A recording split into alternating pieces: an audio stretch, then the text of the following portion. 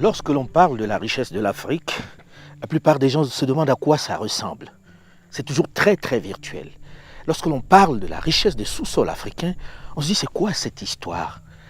Eh bien, il suffit de voyager sur le continent pour le voir. Il suffit d'arriver dans certains endroits pour comprendre à quel point nous avons été dotés de richesses que nous n'exploitons pas.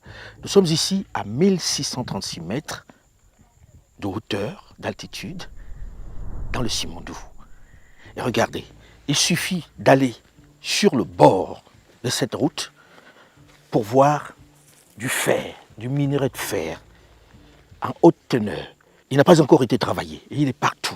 Quand vous vous déplacez, ce caillou sur la place, c'est du fer. Partout, il y a du fer. Comment peut-on posséder 78% de diamants de la planète, 89% de platine, dont la moitié de la production est utilisée par l'industrie automobile, 81% de chrome, 61% de manganèse, 60% de cobalt, 20% de la production mondiale d'uranium, 90% des réserves de platinoïdes, 80% de coltan, 70% de tantal, 40% des réserves aurifères et 10% des réserves pétrolifères. Bref, comment peut-on détenir le tiers des réserves mondiales, tout minerai confondu, et rester le continent le plus pauvre du monde? Qu'est-ce qui peut expliquer cette ineptie, cette incongruité? Et comment en sortir? Pourquoi le pétrole serait une bénédiction pour les pays du Golfe, tels que l'Arabie Saoudite, le Koweït et autres Qatar, et il serait une malédiction pour le Congo-Brazzaville, pour l'Angola, pour le Tchad, pour la Guinée équatoriale, pour le Nigeria? Soyons sérieux. Prenons la République démocratique du Congo, l'un des plus grands paradoxes de notre continent. Premier producteur mondial de cobalt, avec ses 100 000 tonnes chaque année.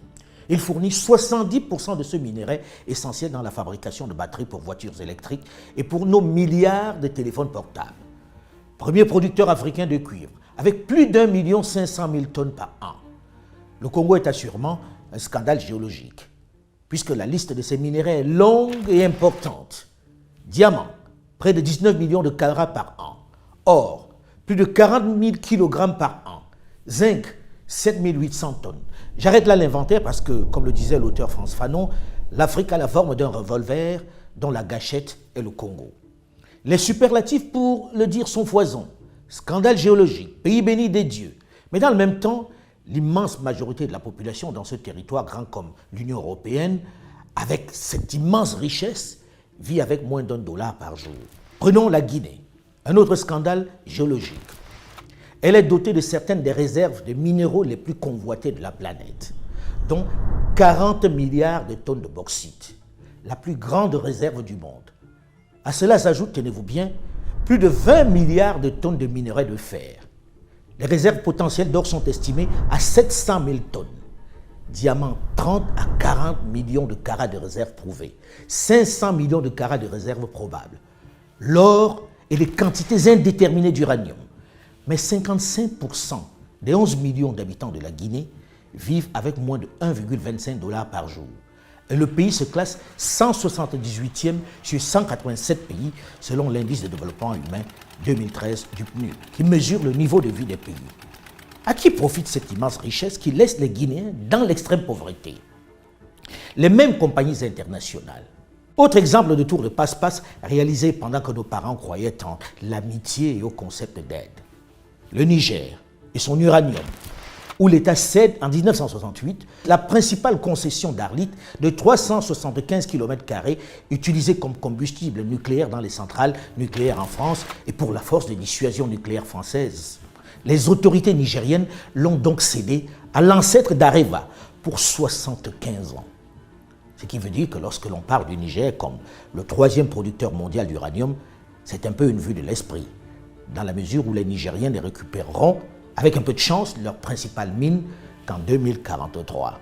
Qui est capable de dire quelle est la part du Gabon dans l'immense réserve qui a fait de lui un émirat pétrolier? Dans les anciens contrats, il avait moins de 20%.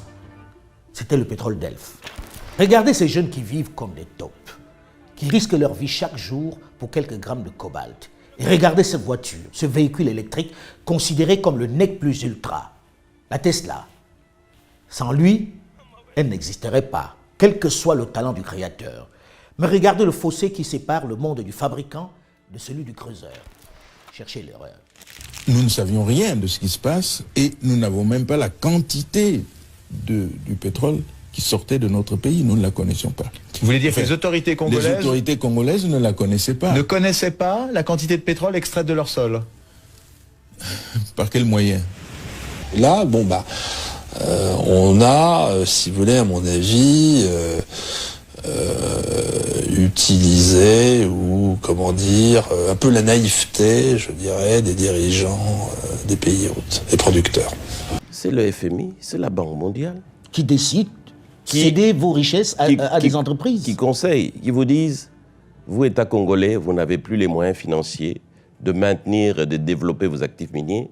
Nous vous conseillons, gentiment, oui, on sait comment on conseille. Voilà, de céder ça à des partenaires techniques et financiers internationaux qui sont spécialisés et qui ont les moyens, et ils vont développer ça à votre place. C'est l'erreur fatale qu'on a faite, qu'on ne devrait jamais faire dans nos pays africains. Quand on dit que la RDC a exporté plus de 1 million de tonnes de cuivre et près de 100 000 tonnes de cobalt, c'est 5 ou 6 entreprises étrangères dans lesquelles, malheureusement, l'entreprise de l'État Gécamine n'est qu'un actionnaire minoritaire qui n'a quasiment rien à dire. Ces entreprises, elles ont pris nos gisements, elles sont allées les donner en garantie à des banques étrangères et elles ont emprunté. Au lieu d'amener des capitaux qu'on nous avait promis, c'est des prêts qu'on nous a amenés à des taux qui dépassaient 10% alors que nous savons qu'ils les avaient à 2 ou 3%.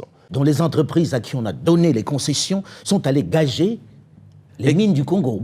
Auprès des banques. Et ont emprunté alors qu'elles devaient amener des capitaux. Elles ont amené plutôt des prêts. En gros, les firmes Glencore, China Mobile Denom et Sycomine, qui détiennent les 2 tiers de cette matière minérale qu'est le cobalt, réalisent 18 à 20 milliards de dollars. Des chiffres surréalistes sur le seul cobalt et le cuivre de RDC. Tandis que l'État congolais ne perçoit que 1,3 milliard, c'est-à-dire à peine 10%. Vous avez bien entendu, à peine 10%. Dans ce cas, qui est le vrai patron du pays? Tout Gabonais a 2 patries. Le Gabon et puis la France. Pensez-vous, très sérieusement, que cet homme puisse lire dans le contrat pétrolier élaboré par Paris? Pensez-vous qu'il soit équipé intellectuellement pour évoquer les intérêts de Libreville si déjà sa préoccupation est celle du lien indéfectible avec Paris? Pensez-vous qu'il mesure les enjeux? Comment voulez-vous qu'un homme qui pense ainsi puisse veiller sur les intérêts du Gabon? Regardez cette illustration simple à moins de 40 minutes d'hélicoptère de Conakry, la capitale guinéenne. Regardez ce long tube, ce pipeline qui part de la mine de bauxite à Bokeh pour rejoindre des bateaux amarrés au large. Dans ce tube, on met toute la bauxite extraite de la mine. Et sans filtre, sans contrôle, elle est directement versée dans ces bateaux. Personne n'est capable de dire la quantité et la qualité de ce qui a été extrait du sous-sol guinéen. Ces bateaux prennent aussitôt la mer. Et c'est une fois à destination, plusieurs semaines après, en Chine, que l'on déclare à l'État guinéen les quantités et la qualité de ce qui a été extrait. L'entreprise chinoise peut donner les chiffres qu'elle veut. On est obligé de la croire. Personne n'a le moyen de contrôler si elle a dit la vérité ou pas. Vous conviendrez avec moi, ça s'apparente quand même à un braquage en règle, avec le consentement de la victime peut-être, mais braquage quand même. C'est qu'une grande partie de l'argent qui est dans notre porte-monnaie vient précisément de l'exploitation, depuis des siècles, de l'Afrique. Pas uniquement, mais beaucoup viennent de l'exploitation de l'Afrique. Mais ces dénonciations ne peuvent suffire à corriger ces injustices, ces pleurs, ces marches. Aussi utiles soient-elles, elles ne peuvent être notre seule arme. Le moment est peut-être venu pour une jeunesse plus diplômée, plus au fait, d'élaborer une stratégie plus efficace pour reprendre son patrimoine, pour rétablir la justice. Il ne s'agit de chasser personne, il ne s'agit de stigmatiser personne. Il s'agit d'utiliser les armes modernes qui ont fait défaut à nos parents, le droit, tout simplement. Aujourd'hui, commençons par les ressources minières, les matières premières dont nous sommes les principaux pourvoyeurs.